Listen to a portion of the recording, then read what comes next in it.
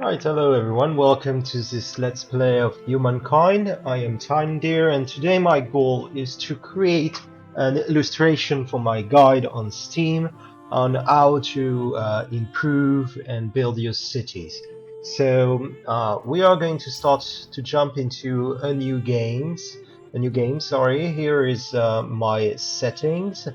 So currently I'm on a huge world. Everything is random.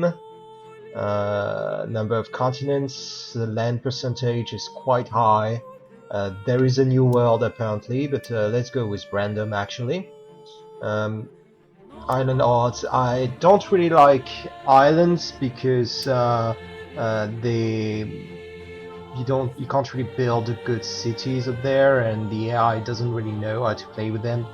So yeah, world wrap on hemispheres.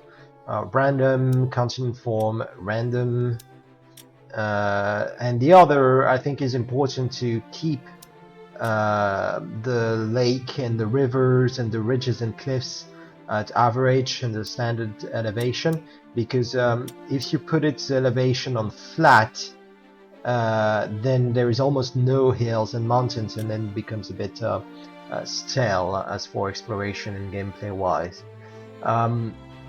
So pace, we are in endless mode. I think this is a way to play the game because normal is way too fast and you don't have time to explore different eras.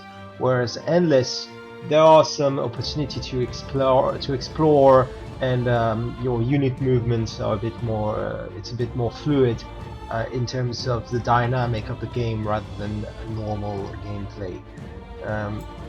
Now, difficulty, I've played in Metropolis, Nation, and Empire. All those difficulties have pretty much stomped the game, so I want to try not to play on Civilization, as it states a nearly impossible challenge, but I'm gonna test an even harder Humankind challenge, as hard as leading the entire human race to the stars, the ultimate, if not endless, challenge. So let's see with that. We have 7 competitors. I feel like on Huge it's recommended 10, but I feel like it's a bit too cramped, and then there are some opportunities that are a bit wasted. So we have here Victor who is benevolent and vindictive. He's a hipster, artist, and collectionist. Then we have Boudica. Boudica is a warlord, a crusader, militarist, and cool-headed. Then we have Midas. Midas, cool-headed, forgiving, luxurious, and capitalist. Then we have Quill18, who is a famous YouTuber, player of 4X games and stuff. Loyal, cool-headed, and open. Militarist, brainiac, and avenger. Elisa, who is an extrovert, hateful, collectionist, crusader, and maritime. And Edgar, who is wary and introvert. He is a lover of same ideological position, empires, and aesthete. Not sure how you pronounce that. I'm sorry, I'm not. English is not my primary language. And he's a geek. And then there is me over there. That's it. So let's start the game. So when you start Humankind, you start at a nomadic tribe era, which is Neolithic. So you are a society of nomadic hunter-gatherers living in temporary settlements, and you only start with 1 unit. So I'm going to show you a bit what I do and what I consider to be the most optimal gameplay, the most optimal strategy to get a lead early, or at least not Our get universe contains a new era, a new epoch. While your tribe looks to you for leadership, not to get wait for behind. all those future So we Unborn start at the coast generations here. also weighs upon your What you don't decisions. want to do What is sort of that click lives will they like have? as far as you can and just like move right away. You want to click bit by bit just so you can explore and weigh your option. So here I can get that or I can get that. Which choice do you think is the best? This is food that will help you grow your tribe so you get more units, and that is research and influence. Research is useless at the Neolithic era. It will only, be useful. The research you've accumulated with will only be useful at the beginning of the ancient era, where you can research a um, new, new technology. So my goal here is to grow as fast as possible while still having as many stars as possible. As you can see, this is here what I need to do in order to be able to go to the ancient era. I need at least one star. So either grow my population to 10 units, grow my knowledge by discovering 20 curiosities, so 20 like that, or hunting 10 animals. And I want to do most of that, if not all of that. So we could go there and start on our growth, but I think we are going to go there first, Just because a culture just died so we out doesn't can mean it loop wasn't worthy of around study. and start exploring. As you can see, I have a curiosity here. It's +1 science and +5 influence. I need 10 influence in order to claim my first territory. But I won't do that quite early Delicious. because Though next time, it 5 might be better berries, if you it's washed it first. pretty bad. Okay, there is an animal here. It's way too strong for us. You do not want to hunt mammoth with only 1 unit. But that is good. As you can see here, I found a sanctuary. A sanctuary, if you ransack it, what I'm going to do, at the end of the turn, it will give me 20. So potentially that, plus that, I might have a second unit, but I think we'll be stuck at 35. So let's see. Oh, 30, only 5, so I still need 10. So I'm looking to get into the high ground because this is where I'm going to have a look at my surroundings. So as you can see, there is another here. If it's a 10, we might have a fight with this mammoth. Let's see. Yep. Okay. Now I want to check on my territory, because I have 10 influence, and I want to check what I can settle. I could settle here. It's a 20 yield, so 10 food plus 10 production, but it's all surrounded by the coast, so it might not be good. Sometimes not highlighted, you might have some good stuff. In my guide, I'm speaking about territories that have luxury or strategic resources and territories that don't. This is a territory that do not have one, and this is probably a territory that do not have strategic resources as well. Whereas this one, however, has strategic resources, as a copper here, and a luxury resource, which is salt. So here, if I were to get here, I could still get 5 food for the salt on all my cities and stability. So it's not that bad, and the copper will allow you to get some interesting tech with bronze workings that boost your production. So choosing those territories is not nearly as bad, even though they have low yield. But I usually prefer to still settle in high yield terrain because it will give me a bigger boost, a bigger hump for my buck at the beginning. Whereas settling on those territories, it will take time um, to build the infrastructure needed to benefit from those resources, and I can still get them by attaching outposts. So now that we have 2 tribes, we might go and hunt the mammoth, but it's going like it's over there. it went into the fog of war. So and we still need to explore. So I don't think we are going to go that way. However, we have a new event, and this event is a world of flames. So there is smoke, and I can either get more people or get research cost reduction on city defense. I always go for more people because it's better bang for your buck. So this new people went there, so I'm going to lead him over there to try to explore. Okay, so now because that I've explored, now I need to go over there. Um, One thing that people don't think about is that it's possible that new sources of food have spawned over there, okay, or new curiosities. It's possible that you will need to go backwards and re-explore what you've already explored and still find new stuff. But I prefer at the beginning to really explore as much as I can until I find, other civilization that might give me some trouble. Now, with this, I could stay them grouped, and so to hunt mammoth and stuff like that, but I know that the mammoth is somewhere over there, and I don't intend to chase it. So what I'm going to do is I'm going to split this group. So I'm going to go up. It didn't want to split. That's fine.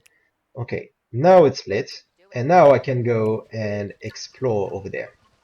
So this one is gonna go this way, I think, and this one is gonna go this way. Okay, so I've lost a movement there. No big deal. It's only one movement. It's not a big mistake, though it is a mistake. Okay, so now, okay, there is a layer over there. A layer is like a sanctuary. It will give you 20 food, but it's possible that some bears have spawned, and they are more dangerous than my tribe. Um, uh, uh, see what I'm saying about not clicking or all you want to go? You need to click one tile at a time just to make sure you don't miss a food. So you can change direction, but as you can see, my unit went there and I lost a move point. And I could have gone there in one turn and then go there, but now I would have to go there and it's going to be 1, 2, 3, 4, and I'm going to miss a turn and not get this layer, but that's okay. All right, we're going to go there and there. So, I didn't move much because I moved through forests, and forests um, make me waste one more extra move points. I have only 4, so you need to be careful when moving in forest because it will slow you down. Whereas moving atop hills and stuff won't. Okay, food here. 10 food, good. We still need 30.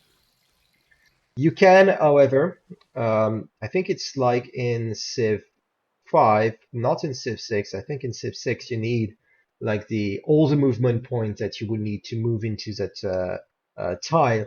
In Humankind, you need 1 move point to move to any tile, so you can end your turn in a very difficult terrain. Okay, let's speed up a bit the process. So white berries only 5. So as I was saying, I'm missing a turn. I need to be careful here because there might be bears. If you find bears, I might survive here because I can go up that cliff and defend. But if it's in a very open terrain, I might not try to fight. You want to check on just the terrain and see if you found some good outposts. So for now, we have only like 20 tiles. Which is okay, but it's not amazing. Okay, sanctuary here.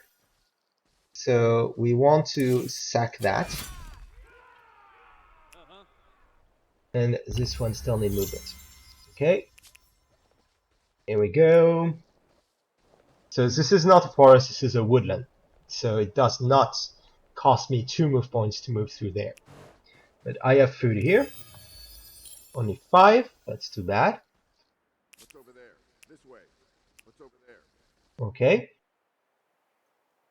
So now I could go to the lair and stay there and ransack, but I might have a use for, you know, to explore to my moves. So see, there, so 5, and then still ransack. You want to end your turn on a ransack tile because you won't be able to move. Okay, ransacked, so as you can see, I've earned 20 food, possibly one more. Yep, one more. So, as you can see, I have only one move left. But with the second tribe, I have 4. I had 4, but I just moved one, and now I have more. So, I'm gonna move over there, and there. Okay, and this one I'm gonna explore over there. Okay, I'm gonna go down over there. So in this snowy biome, usually territory is not as good. There is not a lot of food. Sometimes there may be some production. It's also a luxury resources with silver. Silver plus 2 science per silver and research quarter isn't very good in the early game. You much rather have the plus 5 flat food or production. Usually, or plus flat research is also good, but or if you can, or better yet, if you can find plus food performance quarters, I think it's T that gives you that I'm not sure, I don't remember. Okay, so this territory is pretty bad. This territory, there might be something interesting here because it's fairly well defended with all the mountains and the cliffs, and there is a river, and rivers are exceptionally good yields, especially in terms of food. It's not that good actually. Yeah, it's not that good. Here we have a 19, which isn't bad. There's a 20 of there, but it's not as well protected. There might be more. I don't know. Go. We still have 2 moves left, so we can't go there. I kind of get that, but that's fine. Okay, so either 25% on domestication research cost, or plus 2 food on city or outpost, but that's only during the nomadic tribe. It's not that good. That is not that good because we don't have an outpost there yet. The outpost might generate, you know, population after a while, but it will take some time. And plus 2 food isn't that great, as you can see. Even in the best yield of tile food, it's 11. You know, sometimes you might find a 10 or 12. 12 over there. Well, there is a 15, but here plus 2 is only a 20% boost, and when you build the outpost, and it won't have time because we are not going to stay 150 turns into the Neolithic era. So here I would take personally the domestication research cost, especially considering that if we find bonds, horses, then the bonds infrastructure is pretty good. Okay, so 2 movement points.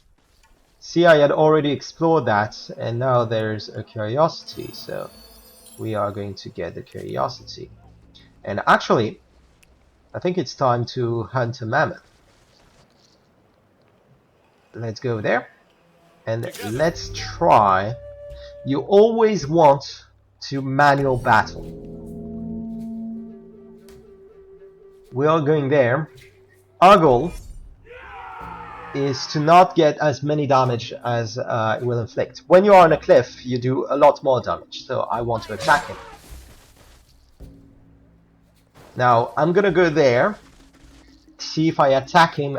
He will do more damage than me because I have only 11 combat strength, which is at the top of the screen here, and he has 13, and I have 11 because I have 2 member of tribe. Imagine if I had only 1. So here I want to get here just to block him from accessing a hill, and I want to defend. Now my defense, he will get a bit more defense strength. I still suffered a bit more damage, but not by much. Now I can still attack him and do a bit more damage, and then defend. And then I killed him. 20 food, 20 influence, great hunt. And we gain a new tribe. Unfortunately, because I just participated into a combat, I cannot get that one out of my little group. But I will want to, because I do not want to get that 4th member of tribe. I want to get that little last spot with always food.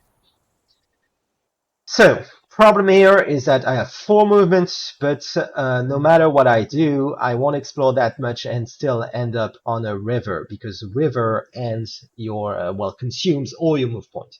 So I'm gonna go there. Lucky me, research.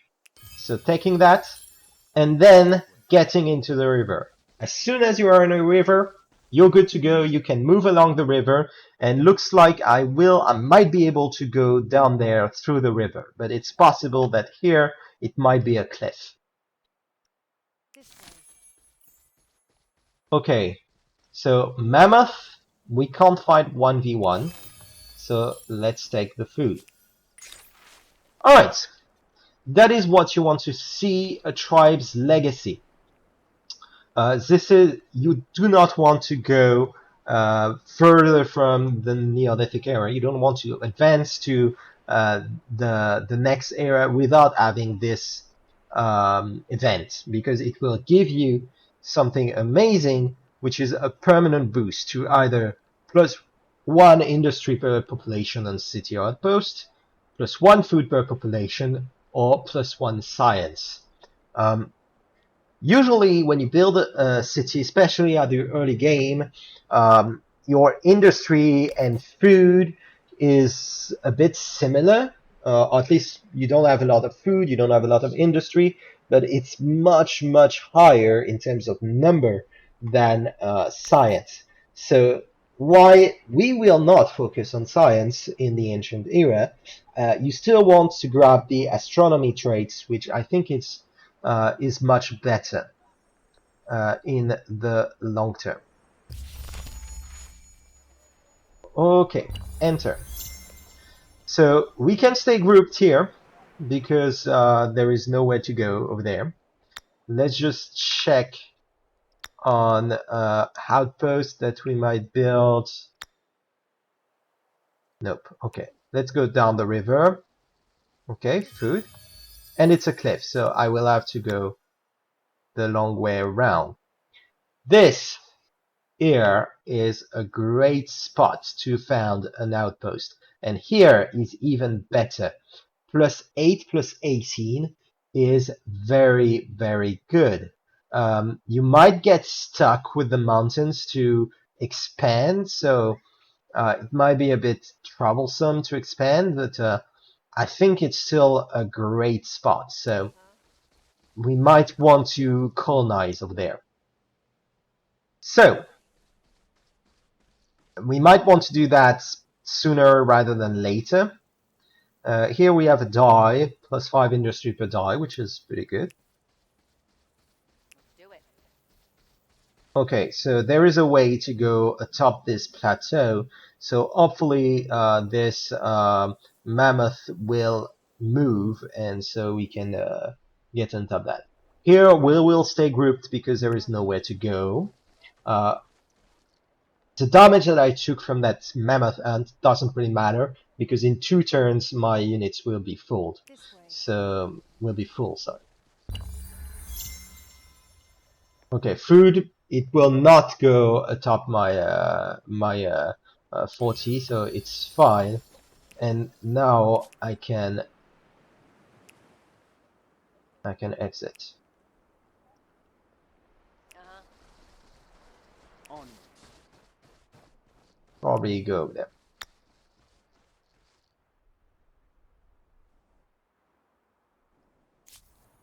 Okay, so the mammoth moved. Now it's over there, so I will just circle him. So see if we build it here. Yeah, we might be stuck. Huh. Well, we'll see what we do. So now we have tea plus 2% food per tea. This is a great resource to have in the long term because it will give a much higher yield at the end of the game rather than where you're producing a lot of food rather than at the beginning. And here we have dyes again, then we have saffron, plus 2 food per saffron and farmer's quarter. That is an amazing thing to have. So yeah, let's go there. When I'm moving, see another food that appeared. I was about to say when I'm moving in territories that I've already explored, then you might go a bit faster. No, but at the beginning you need to be really cautious about what you're doing. Now it's pretty much okay. So more food. 10 food is good. Let's go over there.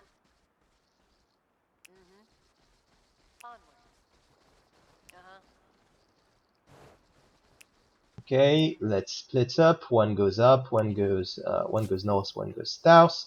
Do I go there or do I go there? I think I go there. Nah, I grab the food. It's still food. It's only 5. That sucks. Okay, now this one can go there.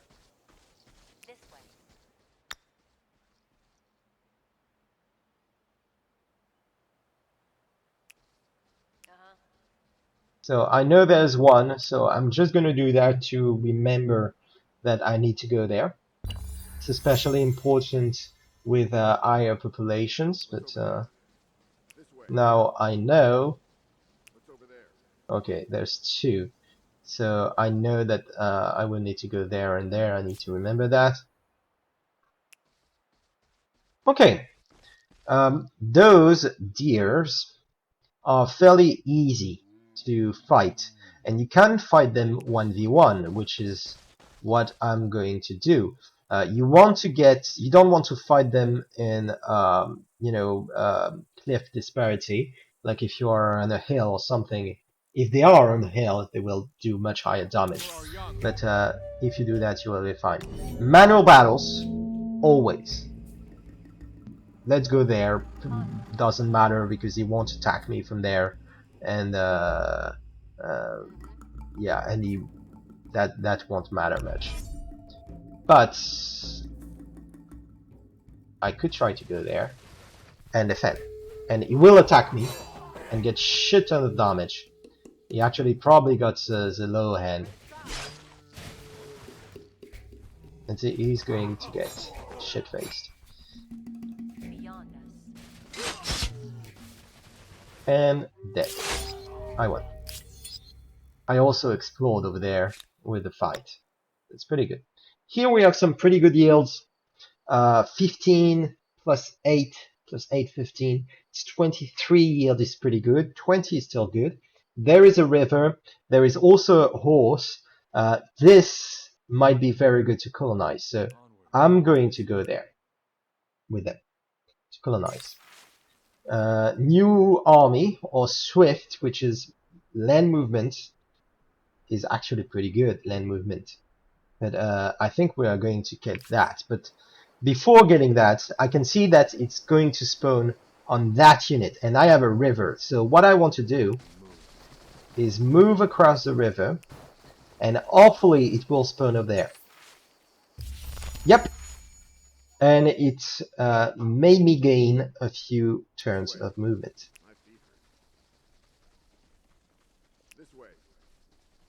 Okay, let's go up there.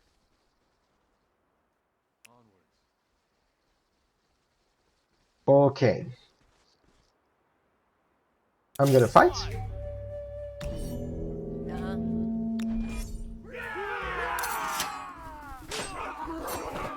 See, usually it takes much more damage, like it took almost 49 points of damage.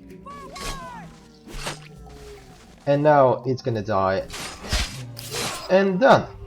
5 food, 5 influence. And there is a new curiosity on it. Nice. So here we have another piece of silver. This area seems to be pretty rich in silver. Usually luxury resources, you know, they tend to amalgamate and just like stay in the same area. So I feel weird. It feels weird that we haven't found any of our competitors yet. It's probably going to arrive anytime soon, but it's pretty good because if we settle over here and make our 2 cities, we have this backyard that we can protect, and that is all right for us.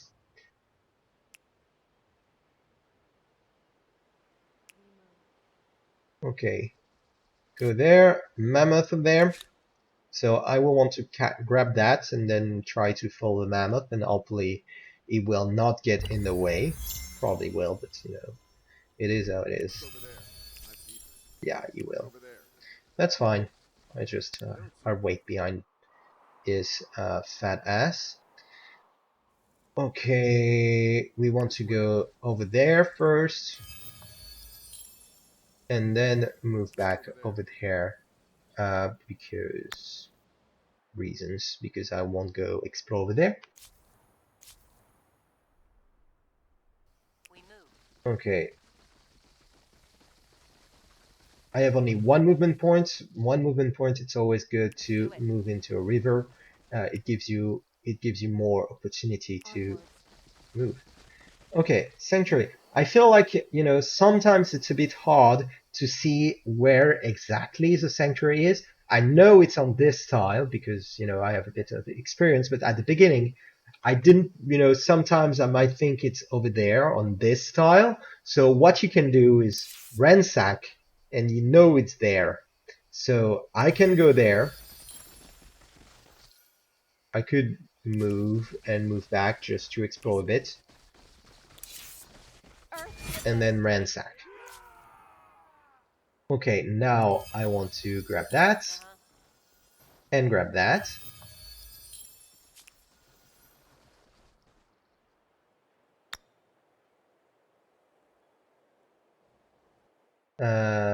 Them I know that they will have to build an outpost next turn. Okay. So there's also 14-7 here, but yeah, 23 is pretty good with a horse. Oh wait, it's with a horse and copper. This is an incredible territory. Horses plus copper and high yield. Yes, please.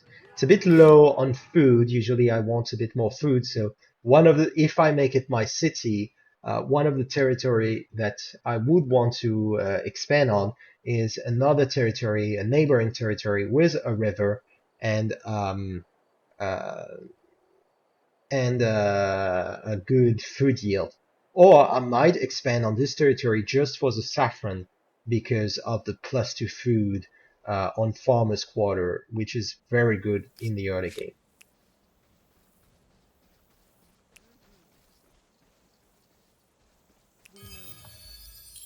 Okay, here I might go that way, but I'm pretty sure it's a dead end, but I'll go that way next turn anyway.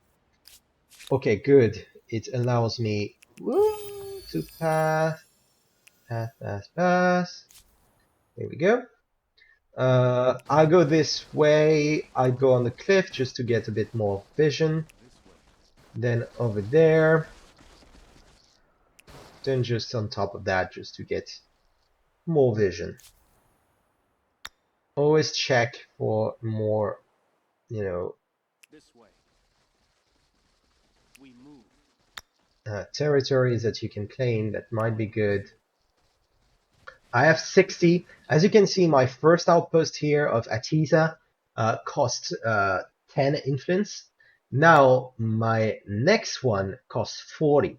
So the cost, you don't want to rush your first outpost because you want to find a good spot, because the cost of influence will be exponential.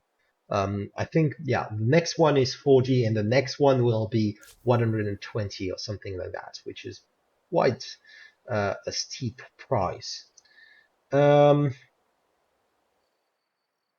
Okay, I'm gonna go down there and I'm gonna fight that deer, and hopefully it's a bit, I'm not full health. It should be fine, but it's a bit iffy. Defend, yeah, he did not go onto cliff. He couldn't because he didn't have enough movement. So now I'm good. I can attack. Always take the opportunity. Now he goes into a cliff and it does more damage. So yeah. Okay, going over there. Yep, that was a dead end. Dead end it is.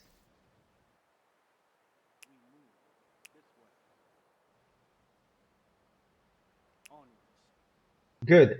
River over there. I need to go over there. I don't have a choice to get off this cliff. You cannot climb those cliff sides. You have to go in those like slopes which are more gentle, and we do not have the ridgy outlook on them. Ridgy look, sorry, not outlook. English, why are you so hard?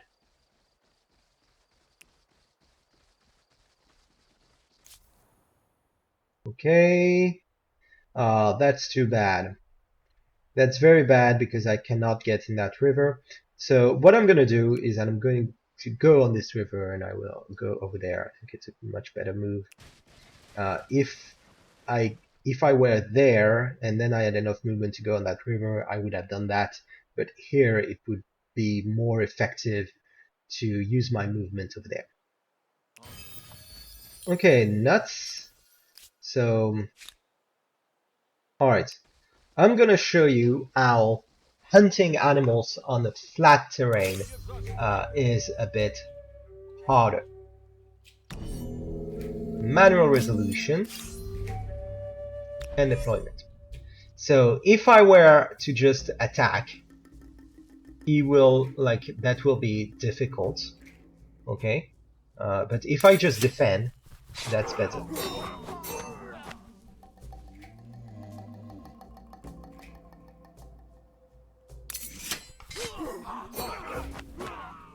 You do not, however, want to go to round 3 because I'm gonna lose. So now I want to attack so it can kill itself on me. Okay, and 42% health instead of, like, I think it was less than 30% or maybe in the 30%. So it's much more dangerous to fight on flatlands. So our growth is a bit harder. We need to reach 10 population. We have only 6. It's a bit harsh. I add faster start for sure. So we could have gone there, but I don't think it's a priority now that we have found another terrain with a bit better. So I want to explore that area and see if there isn't any better area to settle on.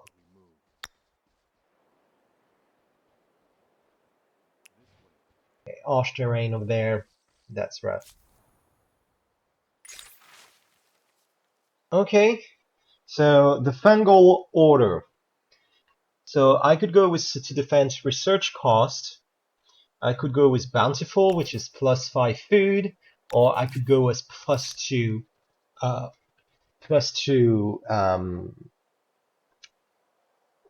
science. So the +5 food is only for 20 turns, which is a total of 80, which is pretty good. The total of 100, sorry. Yeah, 100 food. I'm sorry. 25 city defense research costs. I'm not sure how much science it costs to, but it's probably around 80 or something. So so this one is better for science. Science is a much more valuable resources in terms of ratio than food or industry. We do have a pretty low yield in terms of food in this outpost, but I do not particularly value food in the Neolithic era. So I think we are going to go with the +2 science, which in my opinion is permanent bonus. Maybe it's not. We'll see. We'll see when this outpost complete if we have a +2 science. We'll see. Okay, food. That's 5. End of movement. Okay, I prefer to move there because it's on a cliff, so it's a better terrain.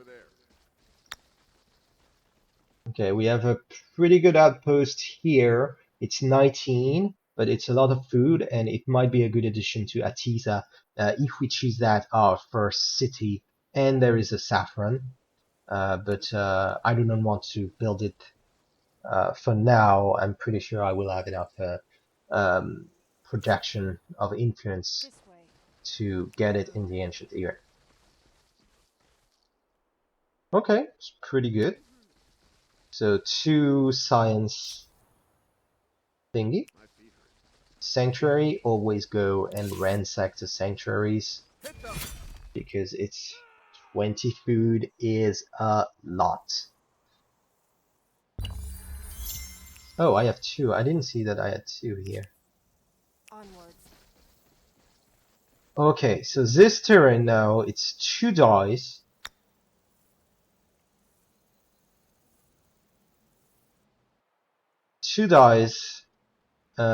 And good yields.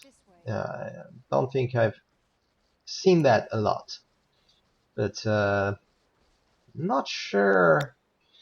We might want to get another city here. 22 is pretty bad. Is pretty good. Sorry. We might want to settle over there an outpost later on, and attach it to a city. We'll see about that. Food. Food is pretty good. A lair. Okay. A lair that we need to destroy. Sanctuary animal, more saffron. Jesus. Jesus. A lot of saffron on this territory. Ransack.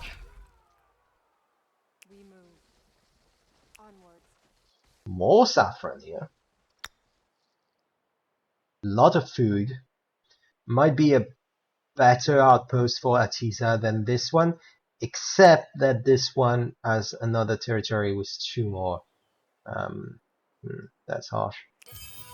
Okay, knowledge star. So now I could go up. Now I could say, okay, I'm choosing my my culture, but I don't think we want to do that yet, because as you can see, there is Arapens already taken, and usually you would never play Arapens because the AI tends to favor elderly food at the beginning of the game, so you will probably never see Arapens. But so they already got it, but they only have 100 fame, so they rushed to the ancient era as soon as they had a star, and it was probably this turn or the turn before. Okay, and unfortunately it is quite luck dependent, because it will only revolve around those 2, growth star or knowledge star, and it will depend on if you're lucky in your exploration. So here they have been lucky, we haven't been. There are 2 schools of thoughts for this: either Russian to grab a better civilization, a better culture, or second is the school of thought, which is say, earn as much fame as you can and weigh your options. And I think we want at least another star because we are very close to a second star on growth, which is 10 population. Also, the pros of going up is yes, you will have one of the first choices of culture, and we will have a look at them in a minute. Um, and you will grow your city faster, okay? Because we could transform Atisa instantly into a city. And you will start amassing influence, you will start amassing infrastructure and district on your city, which is a good thing. However, if you wait, you will gain more tribe members, and those tribe members can be converted into pop, and you can dump them in your city for extra pop that will be extra yield.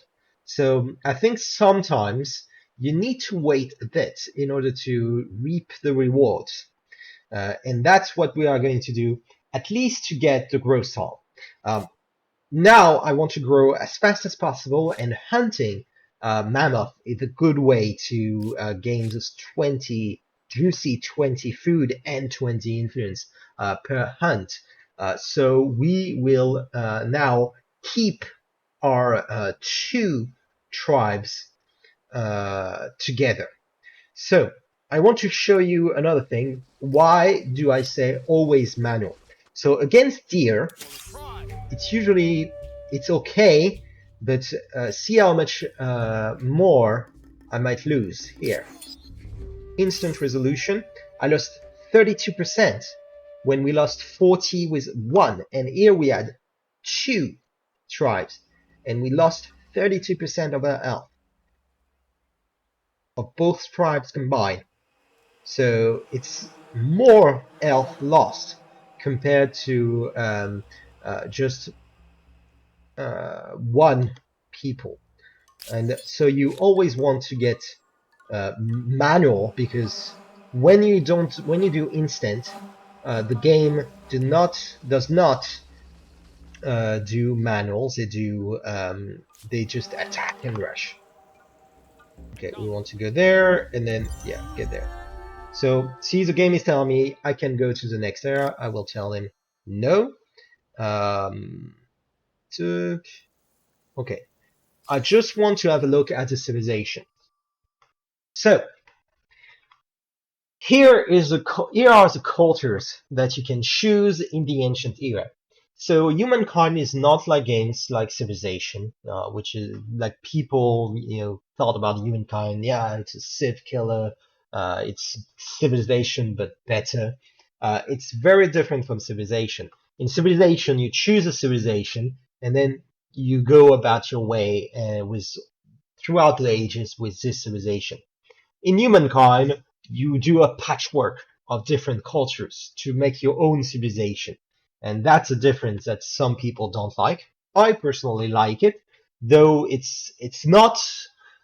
Humankind is not a game to be meant to be historically accurate in the stricto sense of the term. It's a game that tries to see how humankind could have evolved differently. So our competitor, he took the Rapids. So let's just look at what he has. So this first thing is a bonus that you will have throughout the game. Okay, you keep it throughout the game. Here it's +1 food on tide producing food, +1 food on rivers.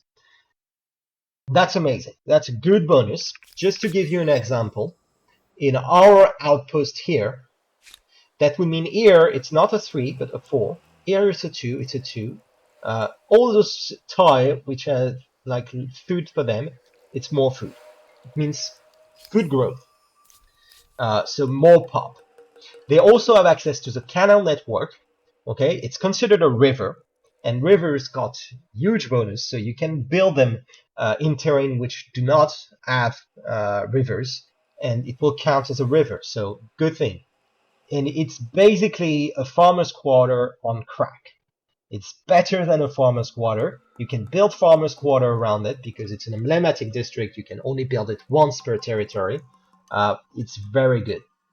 And then you got renners. So when you go up to the ancient era, your Neolithic tribe people units, they get improved into I think it's a 11 strength Pathfinder unit. Here they have the Rapans, which are 14 strength. So it's a very good unit early on, as you will have a lot of them, and they can be very powerful to beat the crap out of your neighbors. So let's go through all those cultures and see if they are good or not. So, I forgot to say that it's also agrarian affinity, which means they get a special ability every like 20 turns. They can spend influence to attract population from adjacent territories, city, or outpost. It means that, for example, in Atisa, if I were an agrarian culture, in my city, I could like click on a button over there, and it will attract population from neighboring territories. If those were settled by enemies, it will steal population from them and add them to Atisa. Or if they were independent tribes or stuff like that, same, it will steal. In any case, here, because I have no neighbors, I will still gain one population. Usually not a good idea because I think it's 60 in terms of influence cost, so you might be better off attaching outposts if you have no neighbors. But if you can steal a few pops, then it can be very good. Now, the Assyrians are expansionists. They can forcibly annex territories occupied by other empires' outposts and administrative centers, and they can trespass. That means if I have this city here, other ancient eras people, they cannot enter my borders without declaring war. Okay? With an expansionist faction, you can. You don't have to declare war. And you can capture outposts that are attached to a city and put it in your empire. And it doesn't cost influence, it costs money. So it has its limits, but it can be pretty good. Okay? So permanent bonus plus 1 non-movement speed on unit, which is pretty big because that means my units who have 4 movement now have 5, 25% boost, it's pretty good.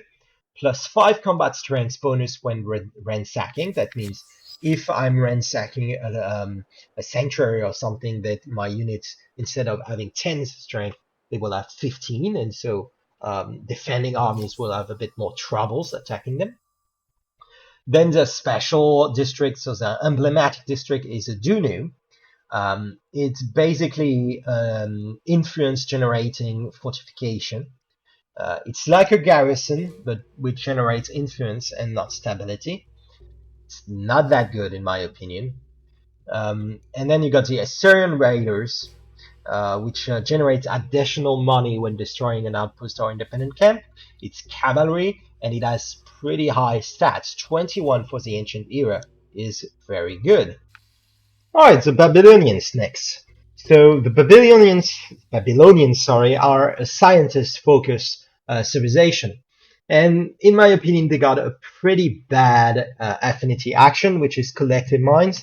They can transform all the industry and money that they produce into science in one of the cities. It can be very potent in the late game, but in the early game, you want that industry. If it were to transform your money production into science or choose between industry and money or stuff like that, it could be a bit more versatile. But here you're stuck in your your city in a science producing mod for five turns minimum. And so it's meh. Another affinity bonus they have is foresight. which is +1 era available to research. So when you are in the ancient era, you cannot research classical era tech. Okay, it will prevent you to do that. You will be stuck with only ancient era tech, and you will have to go to the classical era to research. With a scientist output, you could research classical era tech, and it might allow you to specialize in some stuff. But because of their bonuses, which is +2 science per research technologies on capital, it means that on your capital city, every time you would research one technology, it will give you a +2 permanent boost to your science production, which isn't a lot. Okay, but you are kind of forced to research the technologies that cost a bit less and go up your way to the tech tree. So here the affinity isn't that good. Their emblematic district is the astronomy house. So the astronomy house is -10 stability, like most of the emblematic districts, or most districts cost a stability penalty. +3 science per Jets and farmers quarter, +1 food per researchers, +1 science per researchers. Okay, it counts both as a farmer's quarter and as a research quarter. So it can be pretty potent to have one astronomy house and then a ring of farmer's quarter around it. So for example, I could build like my astronomy quarter over here, and then having like 3 farmers quarters, farmers districts around it, and my research quarters will be much more potent. Just, yeah, agrarian. I forgot to say they have affinity bonus that when they gain a population, they gain a bit of stability. Which I think is a temporary boost to their stability. So it will help them deal with high growth, stability demanding. Okay, and now the unique unit is Sabusa Casti. Not sure I'm pronouncing that correct, which is 22 strength, very, very good, anti-cavalry, and guardian, so stronger when standing on a friendly district. So it's a defensive unit. Okay, you want them to protect your lands against the Assyrians, for example, which have very good cavalry. Little thing though, it costs 3 upkeeps, whereas the Assyrian raiders only cost 1 upkeep, and the runners don't cost any upkeep. Money isn't that hard to get by in the early game, so it's not that big of a deal, but still. They also have only 4 movements against the 6+1 of the Assyrian raiders.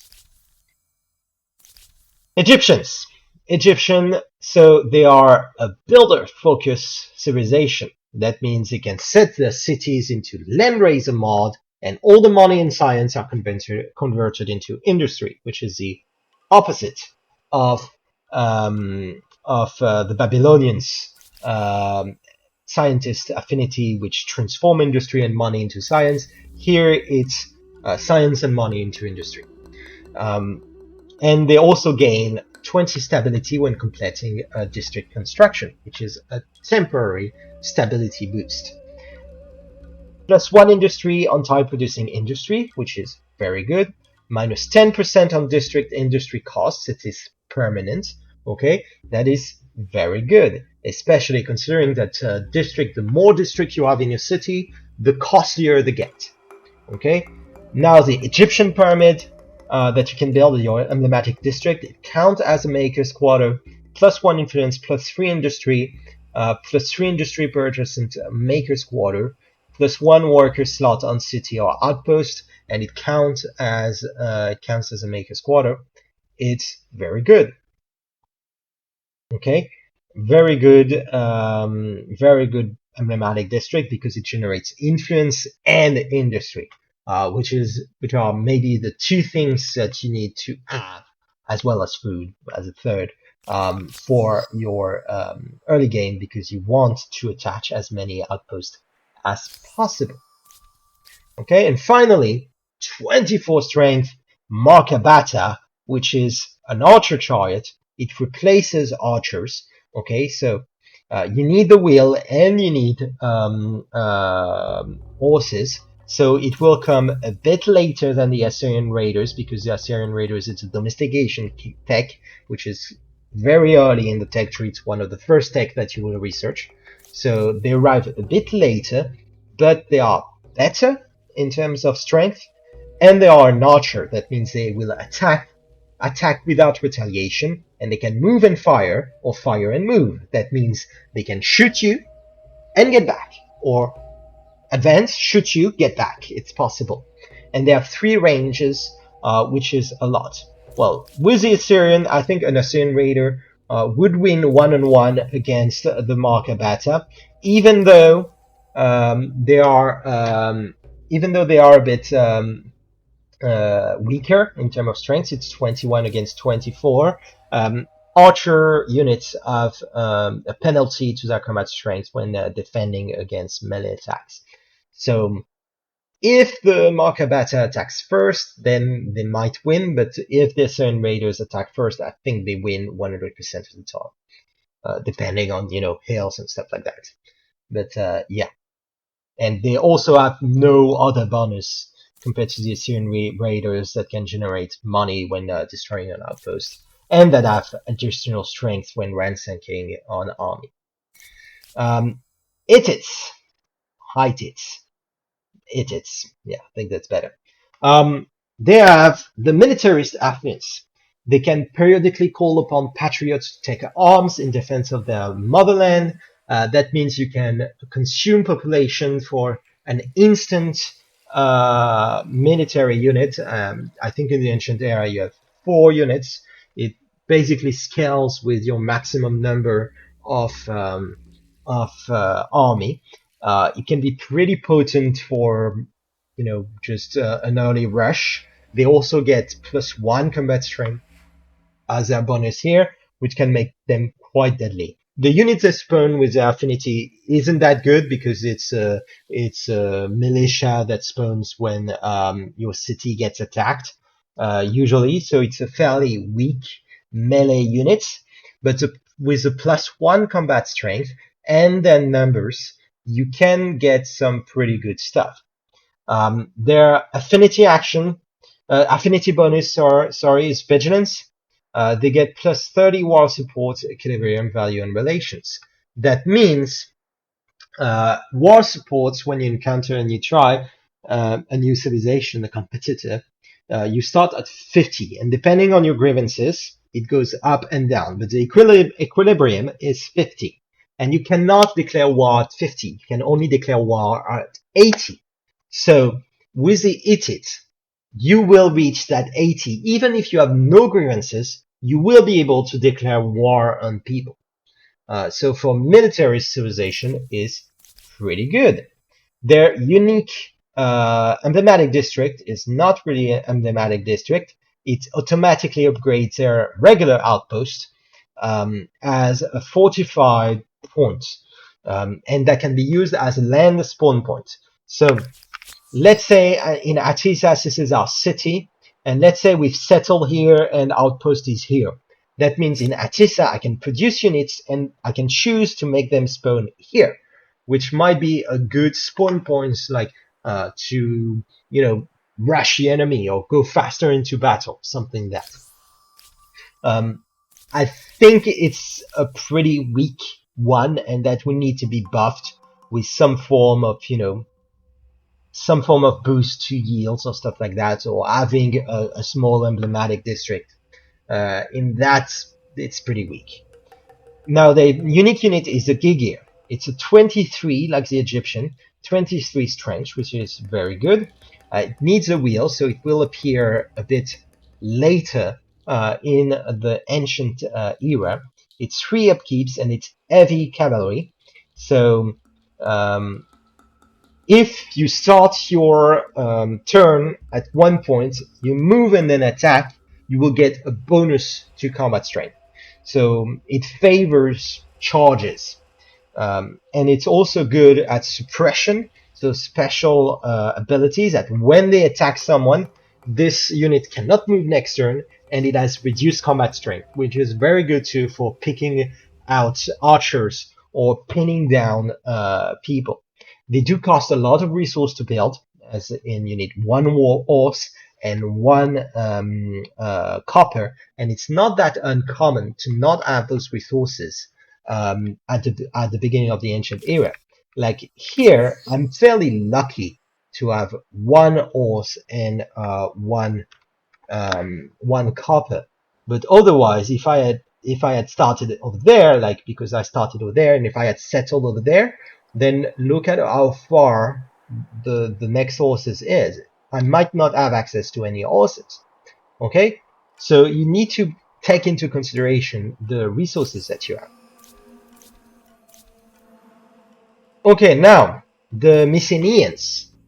Okay, they are also a militarist faction. So same thing, they can call upon patriots, they got better, war support equilibrium. Their permanent bonus is minus 20% on unit industry cost, which is quite good, plus 25 experience on created unit on city outpost. That would mean that your unit would spawn with one veterancy star, which means one more combat strength. Fairly potent, okay, perhaps more potent than the ET bonus of one combat strength, okay. Though there is a limit to veterancy, but fairly good. And the minus 20% would mean that sometimes you might pump out 2 units in one turn instead of one. Cyclopean Fortress, plus 20 district fortification, plus 3 industry, plus 15 stability, plus 3 combat strengths in combat for units in or adjacent to the district. It counts as the Maker's Quarter. It is fortified and increase the movement cost of hostile armies within a range of 1 tile. That's a mouthful. Okay, so huge fortification for the ancient era. Okay, it gives a bit of industry. More importantly, it gives stability, which is very good. Plus 15 stability is insane in the ancient era. It's very, very good. The plus 3 combat strengths will make it very important to defend, and you really need to choose the area where you fight with that. It can be very good in choke points. Especially that it's for units in or adjacent to the district. It counts as a Maker's Quarters, so it will be boosted they will get boosted with technologies that influence and infrastructures that influence the industry production. So it's very good. Quite good emblematic district. It would only miss 1 influence or something that, or plus 2 influence, and then that would be very, very excellent. And then the unique unit is a Promakoi, the Promakomai, which means fight in the front, and they are a champion. That means they are stronger when they attack in the first round. So you want to attack them. You want to attack with them, during the first round of combat. You need to research a city defense technology, which is very early. So they can be used as an early, very potent fighting unit. The Nubians. Nubians are merchants. They can use influence to marshal venture capital towards a resource deposit. So either creating an extractor or generating money. That means you can create an extractor at a friendly civilization, either in your territory or in your ally or something that, and you can create an extractor if they don't have the technology to create it, for example, so you can trade with it, or you can boost one that will generate more money. It's fairly good to generate money. That if you do that in another empire, and someone wants to buy this resource, then they pay you instead of paying the other empire. So it can be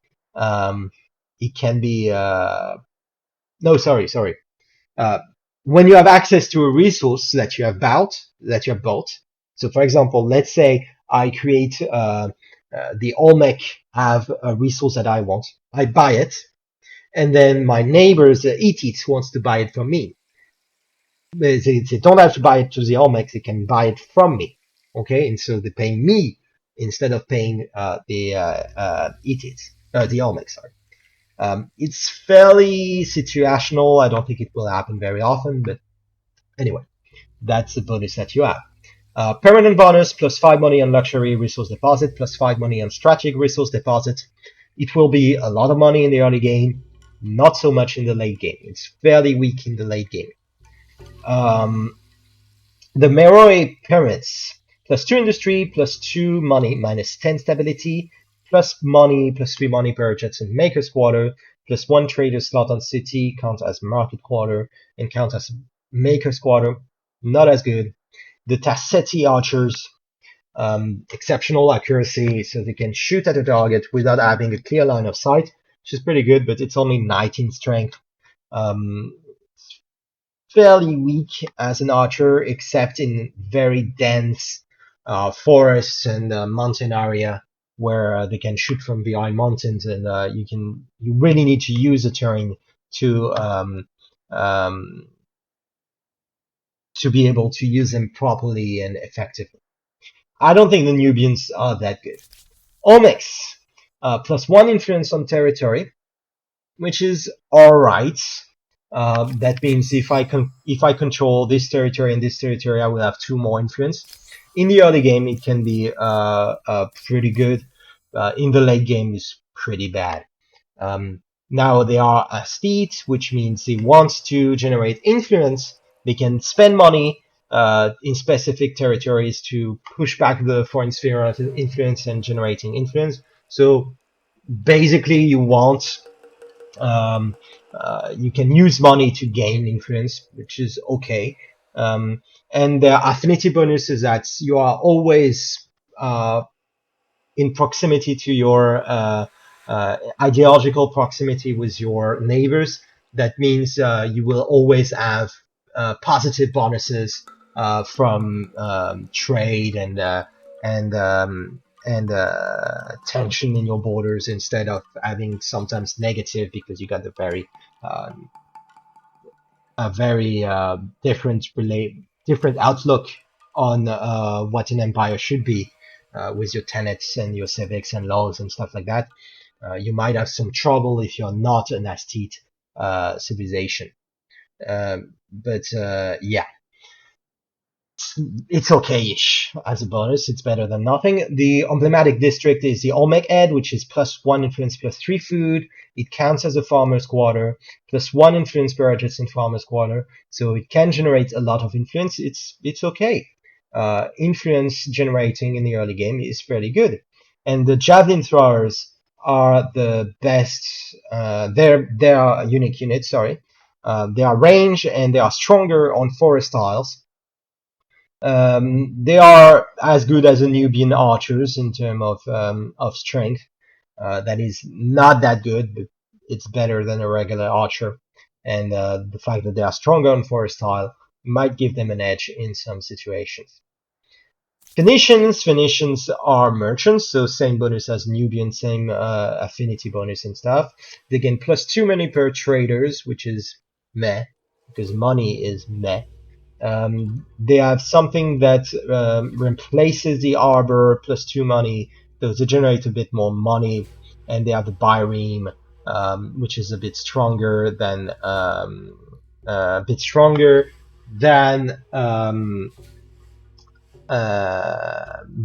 regular naval units from the other empires, the other cultures. But interestingly, this bireme, it got navigator. So usually the first unit, which is I think the trireme,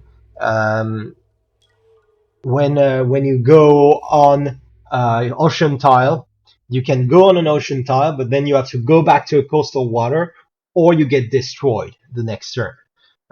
Here you can spend a bit more time on deep water, on ocean tiles. You will only get consecutive damage, so you have basically 3 turns to get back into coastal water, which might allow you to discover islands that are a bit further away or stuff like that. But if it's not on a transport ship, it's not that good. Because you cannot transport your units to create territory on another island without that. Now the zoo. The zoo are again an aesthetic. Yes, I asked that because otherwise people are gonna think I'm crass. Same as Olmecs in terms of affinity. They got harmonious starts. It's amazing. +2 stability on district.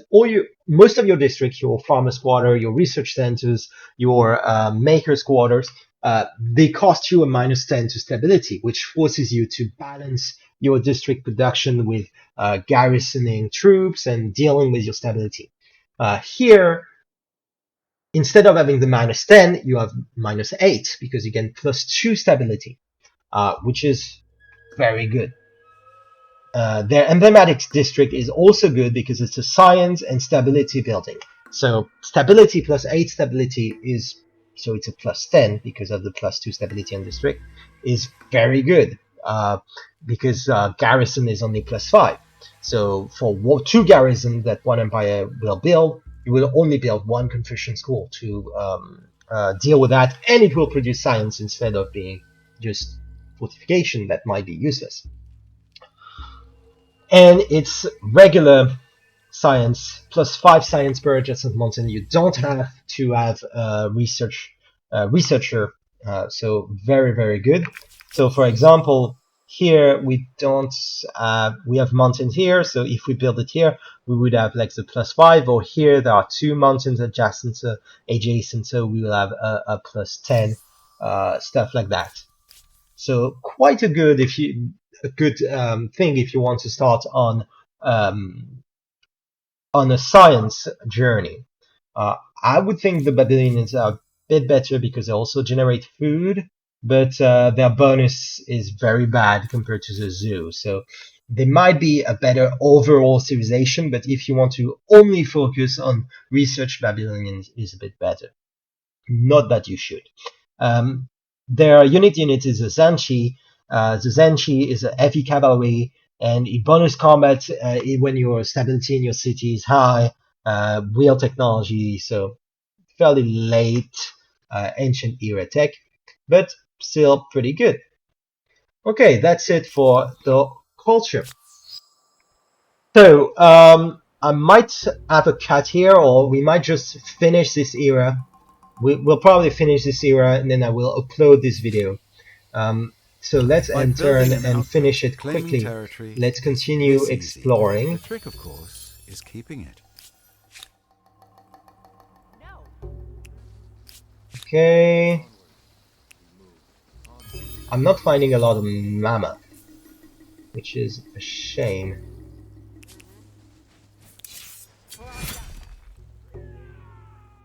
What's over there? My feet hurt. This way. 14.6. 39 is a bit better. Yeah. So in other games, I might have, colonized a bit more outposts. Here, I really wanted to explore a bit before colonizing outposts. I think that Atisa is fairly good as a first city to have, and so we'll probably keep it as our first city. And so the influence that we can make now, it's good influence. Ooh, a bear. Bear will fuck me up probably. 11 strength and I have only 10. So yeah, but I have to fight. Let's do a manual battle. Let's try to get into that elevated position, and that might be our chance to survive. 22 against 29. Yeah, I will win. Thanks to that elevation, otherwise this bear is stronger than I am. But now I can kill it. 10 food, 10 influence. Less than a mammoth, but better than a deer. And I'm almost full on growth. I just need to find one more. There should be a good terrain here, no? 20, 21. Okay. Onward. This way. Okay. This way. Do it. Okay, it's fairly barren territory. T.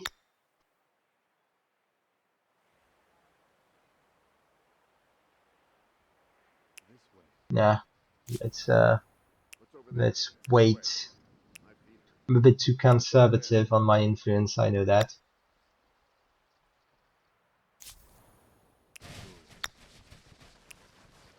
So apparently we have spawned on an island, I guess, a continent for us alone, which is amazing. But it's too bad. You saw that I put everything in random, and I wanted a bit more action in the Neolithic era.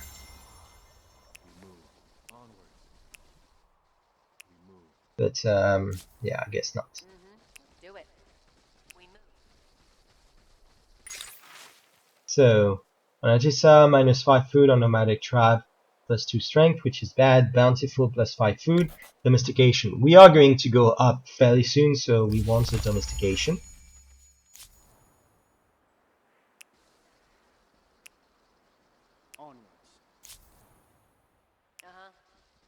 Okay, food. There's a sanctuary over there. Okay, these mammoth will fuck me up. Sorry for the F word here.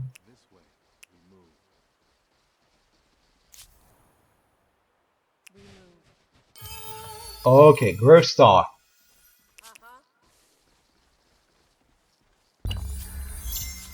So, okay, another thing you can do that I haven't talked about, that you can merge. Let's say this one had 10 food or 20 food. This one has 20 food. If you merge them, that will create a new unit.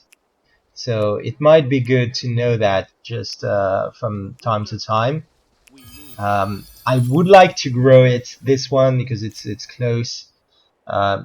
This one is not that important. That's so weird that we have a continent to ourselves. More saffron. Jesus. Okay, yeah, I probably will have to create an outpost of there just because of the amount of saffron that we will have. Ebony. Ebony gives us industry on main plaza in industry administration center, which is good. And here on all cities, the instance gives us a bit more money, which is meh. Okay. I want to ransack that. I want to explore there. We'll enter. Just check. You know, explore. Just to make sure. So it won't work, but you know, if you think that you can go to the era and then just have enough food, like if you raid this sanctuary, let's say have 25 to get a new tribe, you ransack it, and you go up next era. Because you go up next turn, you think, yeah, that will give me the new unit. No, because ransacking happens at the beginning of your turn, so it will give me gold and not food normally. So weird. Those continents are so weird.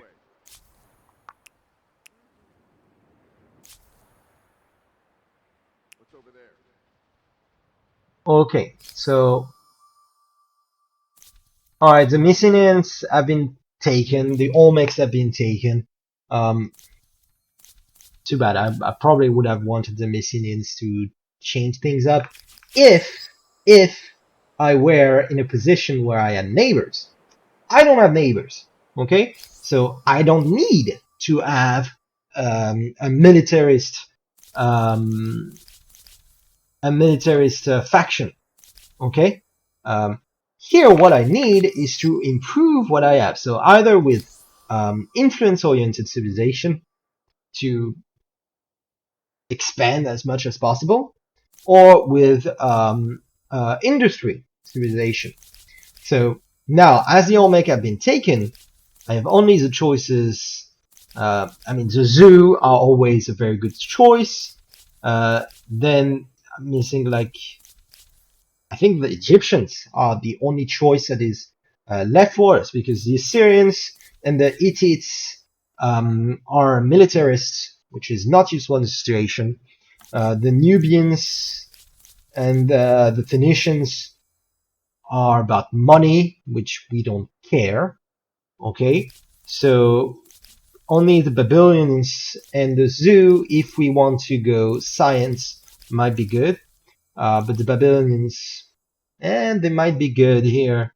But you know, I think we'll go Egyptians. Egyptians are well-rounded because with industry and influence, you can do whatever you want. So we'll adopt the Egyptian culture, and then we'll confirm. Ah, the challenges of a young. And Entering I this think I'll put era a as cut the here Egyptians in then this were. video, No prizes for guessing how you plan to leave your and you know, talk to you next time about the ancient era. I might recreate, depending on your feedback on this video, I might recreate another game with a bit more action, with just selected cuts from the Neolithic era to highlight some stuff. But otherwise, yeah. See you. Bye bye.